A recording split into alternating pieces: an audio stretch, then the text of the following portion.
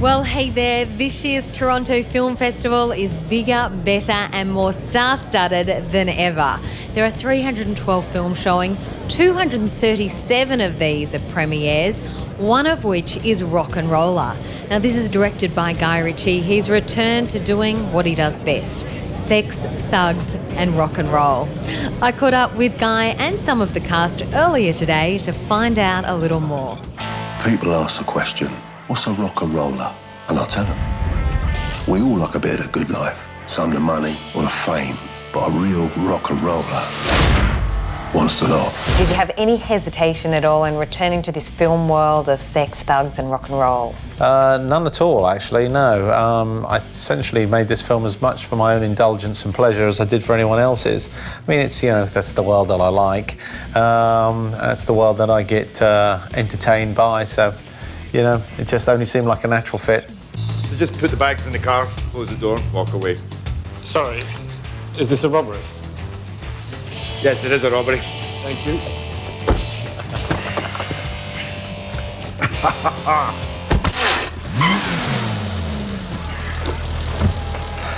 Oi! Where's reverse? You have to lift up the knob under the gear stick.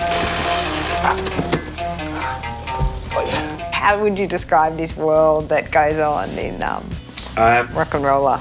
Guy he knows great characters. He knows that world and he knows he knows the truth of that world and he knows the untruth of that world. So one, he's got a great visual style.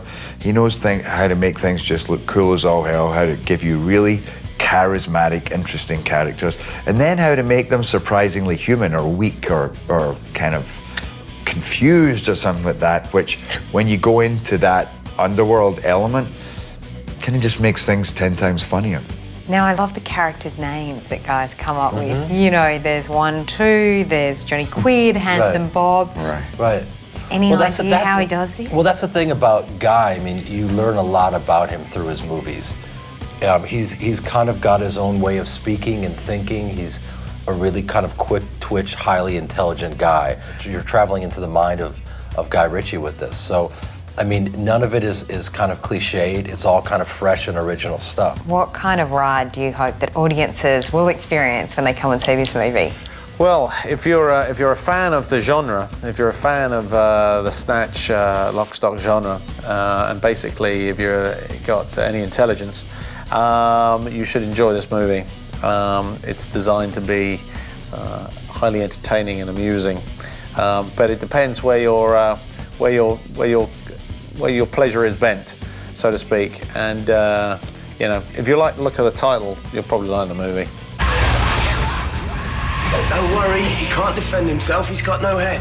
The Toronto Film Festival is recognised as the most important festival after Cannes and the most successful film festival in the world. Now in its 31st year, it certainly delivers Oscar hype. Kiera Knightly's latest movie, The Duchess, sees Kiera playing an 18th century noblewoman whose political views and fashion sense cause quite a stir. When she arrives, all eyes are upon her. When absent, she is the subject of universal conversation. And what we see her wearing tonight, I look forward to seeing the rest of you wearing tomorrow. The Empress of Fashion herself, the Duchess of Devonshire.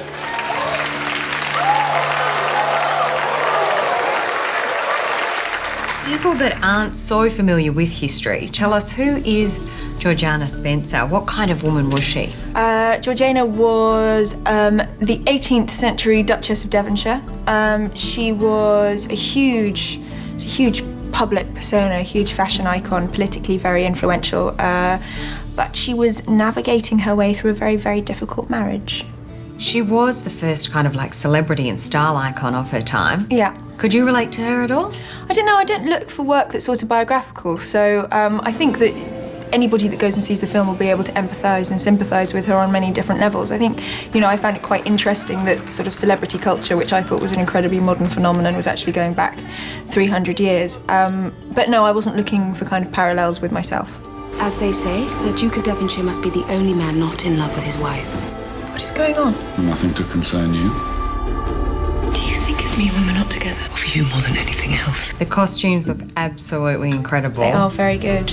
But not all that comfortable? Not all that comfortable. No, they are amazing. I mean, she was a fashion icon, so it was really important to kind of get, I don't know, to make her look quite extraordinary. So the costumes were very, very important, but definitely not comfortable. I don't wear corsets. They're just not fun. And the wigs are very heavy. We've made kind of these amazing like metal bird cages which would sit on top of your head and then get covered with hair on top of that, but they were unbelievably heavy, so I couldn't actually always hold my head up. So very nice guys made me a wooden stand that I could sort of prop my head on between takes so it could take the weight. This will be the mistake of your life. No, I made that many years ago. All London is talking. Let them talk. You can't ask me to battle nature in my own heart.